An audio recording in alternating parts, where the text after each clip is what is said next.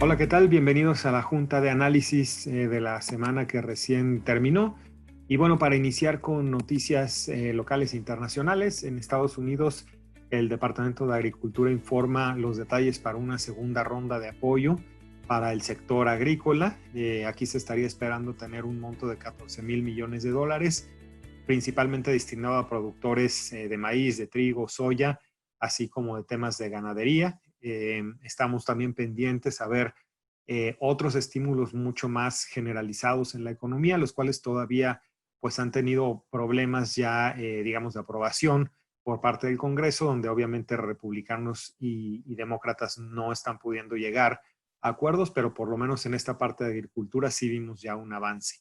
También tuvimos los datos de confianza del consumidor que saca la Universidad de Michigan para el mes de agosto, que recién se reportan en septiembre. Y bueno, pues el dato fue de hecho arriba de lo esperado, salió casi en 79 puntos. Se esperaba tener un dato del 75 puntos, sobre todo teniendo como antecedente que el dato del mes anterior había sido de 74 puntos. Entonces esto quiere decir pues que los consumidores cada vez se ven un poco más confiados en Estados Unidos, lo cual pues es una buena noticia para la economía. Y finalmente, pues tuvimos a la Reserva Federal con su reunión mensual, donde, como se esperaba, mantuvo la tasa de referencia sin cambios entre 0 y 0,25%, que es el rango que ya llevan o que ya traen, digamos, desde hace algunos meses. Si bien se percibió un tono de que las tasas seguirán en estos niveles al menos hasta 2023, pues el mercado sí estuvo un poquito desilusionado, de nuevo porque no hay más detalles sobre otro tipo de apoyos. Lo que comentamos que está un poco trabadas las discusiones también de otros apoyos desde el punto de vista fiscal. Y bueno, en ese sentido, el mercado más bien estuvo con un tono de toma de utilidades esta semana.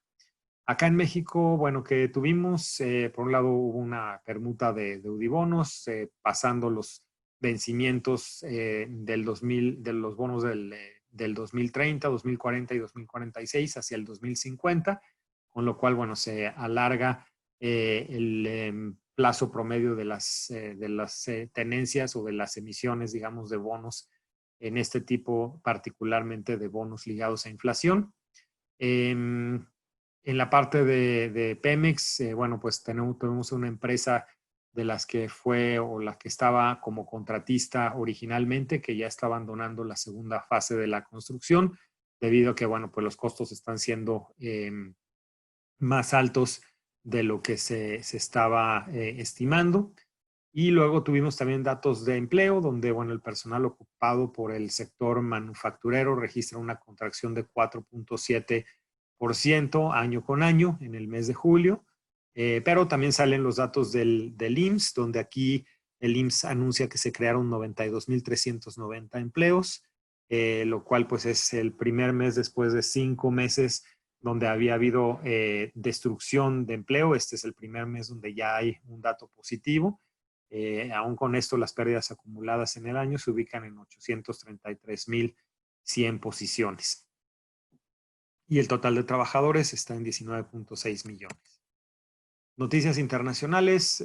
Bueno, en la relación Estados Unidos-Brasil se hace una visita por parte del secretario de Estado a Brasil, y en ese sentido se trata de reforzar el vínculo entre el Partido Republicano y Jair Bolsonaro. En términos de COVID, bueno, pues ahí también datos más bien del lado negativo con el progreso de vacunas, particularmente el caso de la vacuna de AstraZeneca, que es una de las pues, más esperadas.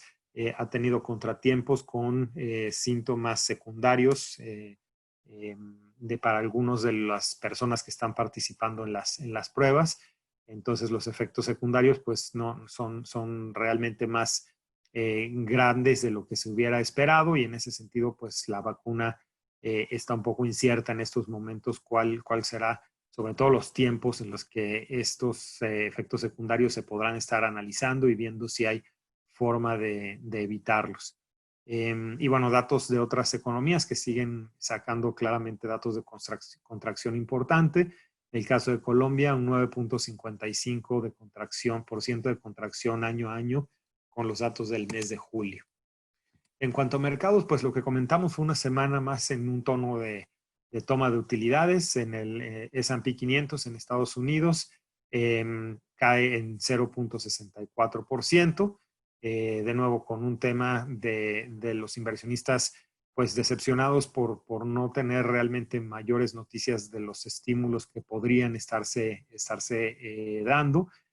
También obviamente sigue ahí mucho el tema de algunas empresas chinas dentro de Estados Unidos, particularmente pues los temas de TikTok y de WeChat que siguen tratando de ver cómo se van a poder adquirir algunas participaciones mayoritarias, sobre todo para las operaciones de estas compañías en Estados Unidos, para que éstas puedan continuar funcionando en ese país. Aquí en México también el retroceso del IPC se da, esta vez es un menos 0.87%. En particular, bueno, pues también tuvimos el cambio de la muestra del IPC, donde salen las acciones de Grupo Financiero Santander y también de Banregio, y en ese sentido entran a reemplazarlas Grupo Cementos Chihuahua y Telesites. El rendimiento acumulado en el año con esta semana del IPC es de menos 17.28%. Pues obviamente un dato negativo de doble dígito, como pues la mayor parte de los índices latinoamericanos que siguen siendo los más rezagados a nivel mundial. En Europa también una toma de utilidades en la semana. Acá pues bastante nerviosismo empieza ya a sentirse en la región por los temas de rebrotes, donde bueno, pues ya los temas de cuarentena se empiezan a pensar para ciudades pues las más grandes, entre ellas Madrid, Londres, y bueno, pues obviamente acá hubo una caída importante por parte de empresas del sector turístico, sector aviación, pero también sector bancario y automotriz. Entonces aquí el tema de COVID empieza a tomar otra vez un poco más de peso, y de hecho, bueno, pues los índices inician esta semana con caídas importantes justamente en buena parte por este tema. Y Asia, a su vez, bueno, pues este es un índice que sí tiene una dinámica diferente en esta semana, con una subida de 1.70%, particularmente impulsada por los mercados chinos, que siguen pues con utilidades ante una economía que sigue recuperándose de forma importante. También se anuncia el reemplazo del primer ministro japonés Abe por el nuevo primer ministro, que es el señor Suga, y en ese sentido también los mercados lo toman bien, pues esto prácticamente indica que será una continuación de esas políticas económicas tan flexibles, tan pro mercado que AVE venía llevando desde hace varios años.